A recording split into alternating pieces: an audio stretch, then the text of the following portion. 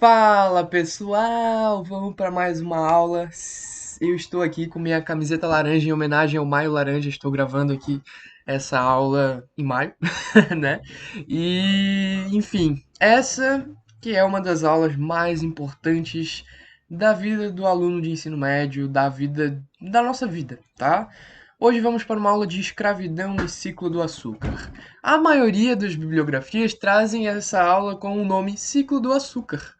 Mas para mim o que tem de menos importante nessa aula é o ciclo do açúcar, né? Para mim o ciclo do açúcar é só só na migalhinha perto do que a gente vai estudar, que é a escravidão, que é a parte mais importante para a gente entender sociedade brasileira até hoje. Então vamos começar, né? Mas para dar nome aos bois, né, e para cumprir o currículo, a gente tem que falar de ciclo de açúcar, né? Então, comentando a respeito do contexto das características do ciclo do açúcar, a gente tem que entender, né, que após a decisão da fixação dos portugueses, a gente viu nas últimas aulas o contexto de administração, né? Nós vimos o contexto do português, então criando esse governo geral, né? Criando assim uma possibilidade de estabilidade e de gerência mais bem aplicada, né?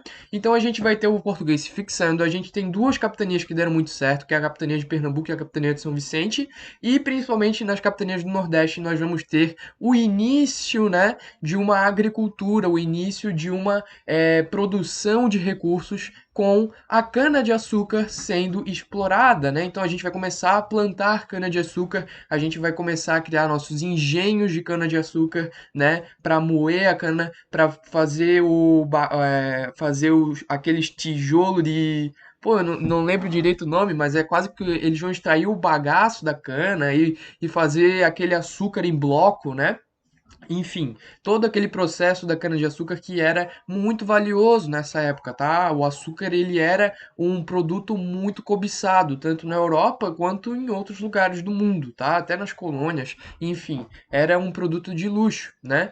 E a gente vai ter aqui no Brasil, né, essa passagem dessa cultura portuguesa de fazer os engenhos de cana-de-açúcar que eles já tinham feito em outras ilhas que eles haviam conquistado, né, ao longo do Périplo Africano, eles tinham tido essa experiência da cana-de-açúcar, por exemplo, em Cabo Verde, e aí eles vão ver que deram muito certo, né? E eles vão trazer essa situação da cana-de-açúcar, então, para ser feita no Brasil, esses engenhos, tá? E a gente vai ter aqui no Brasil, então, a formação dessa produção econômica de cana-de-açúcar, tá?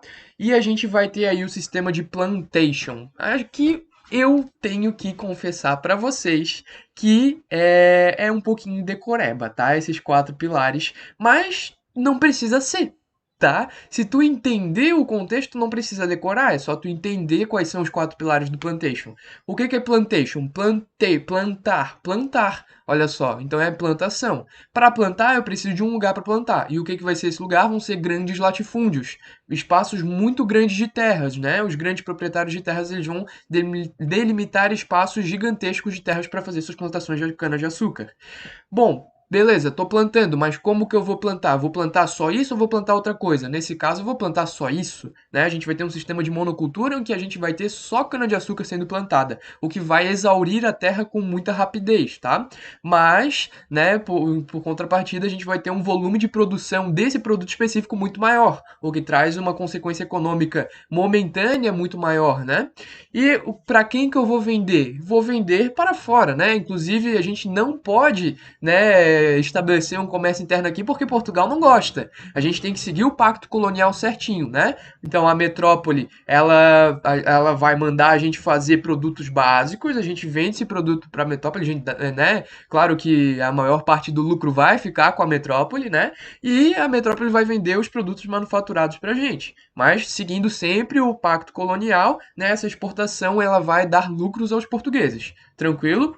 E a gente vai ter também o trabalho escravo. Quem que vai trabalhar? Os escravos, né? A gente vai ter aí primeiramente o indígena e posteriormente o negro como elemento fundamental da criação, né, do trabalho agrícola, né, da cana-de-açúcar e nos engenhos também. Tá certo? E aí, então, pra gente não ficar só na decoreba, eu tenho quatro perguntinhas, né, pra tu gravar isso daí, né?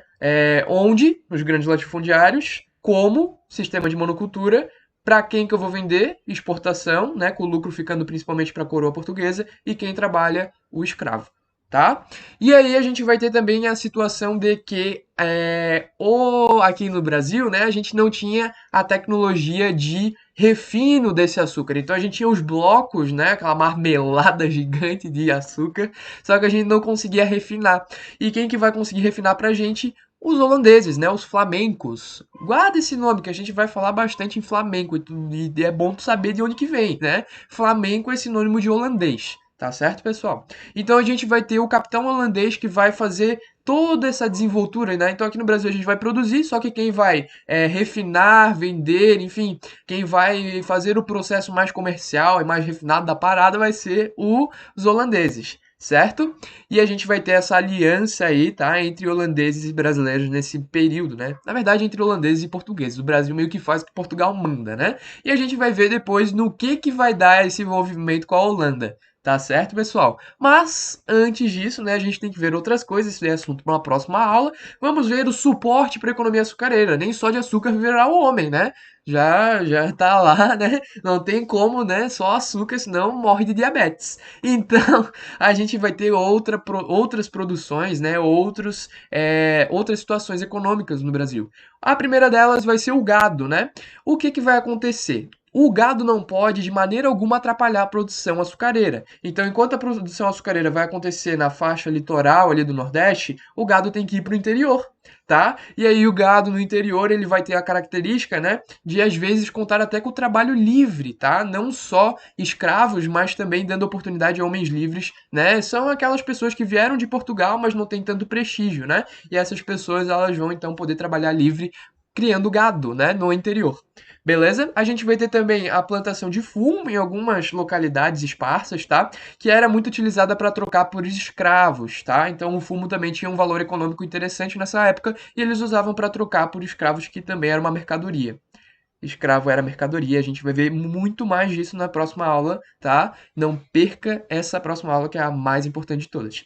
A gente tinha também a mandioca, servia para alimentar as pessoas daqui, então era mais no mercado interno, tá? Apesar de a metrópole não gostar do mercado interno, porque poderia enriquecer algumas pessoas aqui dentro, mas a gente precisa, né? Porque senão vai morrer de fome. Então a mandioca era conhecida até como o pão da terra, olha só. É a comida de pobre, né? O que o pobre pode comer? Mandioca, cara. É mandioca. Então a mandioca aí, né? A macaxeira, tem vários nomes, né?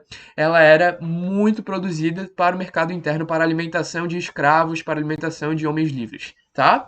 A gente vai ter aí também os produtos de baleia aqui no sul, principalmente em Santa Catarina, tá? Então a caça à baleia ela era muito proeminente, então a gente pegava o óleo da baleia, né? Aqui onde eu moro, que é Florianópolis, tem uma vila que é uma vila tradicional, né? Uma vila, né? Um bairro, né? Tradicional, que é o Ribeirão da Ilha. Que se tu for lá, né? Nas casas lá da freguesia, que a gente chama, lá as casas elas são pintadas, né? Com óleo de baleia, olha só.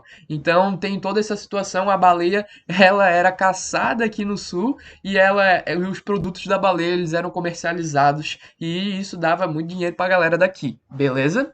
A gente vai ter também as drogas do sertão, principalmente na floresta amazônica, tá? Que a gente vai ter aí anil, guaraná, cacau, né? E eles chamavam de drogas do sertão porque ele era quase uma coisa mística, assim, né? A galera ia lá pra Amazônia explorar e achava umas coisas muito loucas, né? Aquele guaraná que parece aquele olhão, né? O te olhando, uma loucura, o cacau, né? Diferente, né? E a gente vai ter então essas drogas do sertão complementando a economia açucareira. Tá certo, pessoal? Não perde a próxima aula, que é mais importante ainda que essa. Isso aqui é uma introdução ao ciclo do açúcar, mas a próxima vai falar da sociedade do açúcar, tá? A sociedade açucareira. E é a mais importante, se não uma das aulas mais importantes de história que tu pode ter na tua vida. Então não perde por esperar. Te vejo lá. Tamo junto!